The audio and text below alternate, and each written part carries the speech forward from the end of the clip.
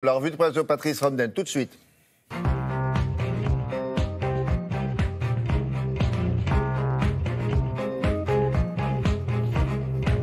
Ah, c'est bien ce matin. On parle de tout. Oui.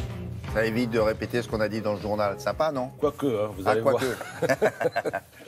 Le paysage éditorial, c'est vrai, est assez vallonné ce matin. En tout cas, il n'a rien d'uniforme.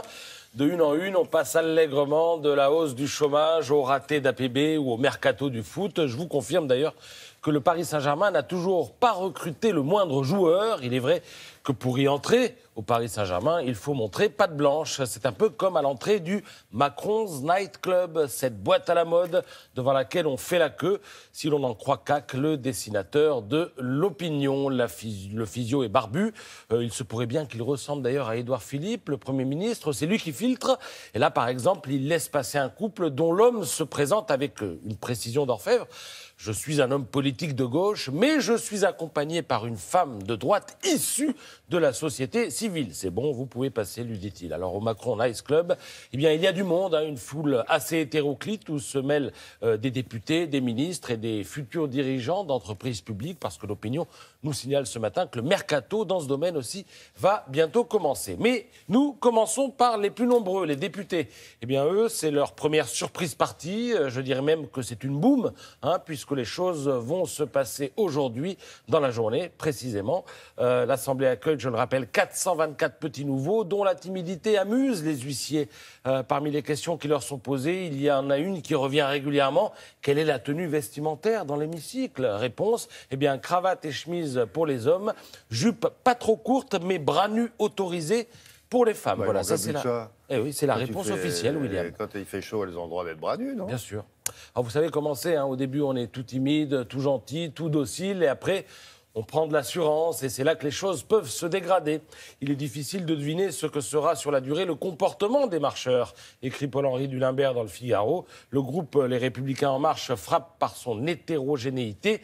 Il est donc légitime de s'interroger sur ses réactions lorsque la météo politique deviendra moins favorable à Emmanuel Macron, écrit l'éditorialiste. D'ailleurs, cette hétérogénéité, on l'a déjà éprouvée avec ce que pas mal d'éditorialistes appellent le premier couac du gouvernement. Vous savez, le sujet, c'est les pesticides tueurs d'abeilles. Alors le Premier ministre de l'Agriculture s'est dit prêt à les autoriser. Son homologue de la transition écologique lui a sauté à la gorge. Le Premier ministre lui a donné raison, a eu l'eau tout de suite. Alors couac, peut-être, mais même si ça tartine sur des kilomètres sur le sujet ce matin dans les journaux, on ne peut pas dire que ce soit un méga couac. Dans la République des Pyrénées, Jean-Michel Levig note que les abeilles n'auront frôlé le pire qu'une heure à peine.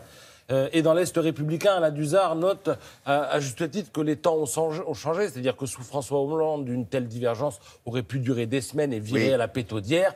Là, Matignon a tout de suite sifflé la fin de la partie. Voilà. Il doit être déçu aux potes éditorialistes. Justement, il rêve de ça. J'allais y venir, William. C'est-à-dire, bon, pour terminer avec cette histoire, travers le ministre de l'Agriculture, on n'en a pas pris ombrage. Et puis Hulot a conclu, on gagnera ou on perdra ensemble. Et alors, j'en viens à ce que vous avez en tête, les grands esprits, vous allez voir. La grosse affaire, quand même pas, mais du coup, les journalistes cherchent une autre affaire, William. Et alors, c'est des canards, on les appelle. Oui. L'autre affaire, William, ce pourrait être la présidence jupitérienne, l'hyper-présidence. Il paraît qu'Emmanuel Macron veut réunir le Congrès à Versailles la veille du discours de politique générale d'Édouard Philippe, d'où la question immédiate, sans nuance. À quoi sert le Premier ministre? C'est Guillaume Tabar qui la pose dans le Figaro. Ouais. Ça, ce serait une bonne affaire. C'est un couac, ça, c'est bien. Clash Philippe-Macron, ça ce serait bien. Un peu comme Sarko-Fillon, jadis, vous savez, l'histoire du collaborateur. D'ailleurs, il y a déjà une référence à ce binôme dans l'édito du Télégramme ce matin. Alors allez-y les gars, on tient peut-être la bonne affaire là avec la présidence jupitérienne. À suivre quoi. Oui, donc, bien sûr, on sera là demain pour en parler et après-demain. Je ne sais pas si vous aimez, madame, monsieur les asticots, peut-être pas au petit déjeuner, mais on va s'intéresser, vous allez voir, à une actualité qui est à la fois scientifique et écologique. Petit rappel quand même, les sacs en plastique à usage unique, interdit depuis 2016. Dans 2 ans, autour des microbilles, interdites aussi, contenues dans certains cosmétiques. Et en 2020, la vaisselle jetable, vous savez, en plastique, interdit. Mais il y a une autre solution.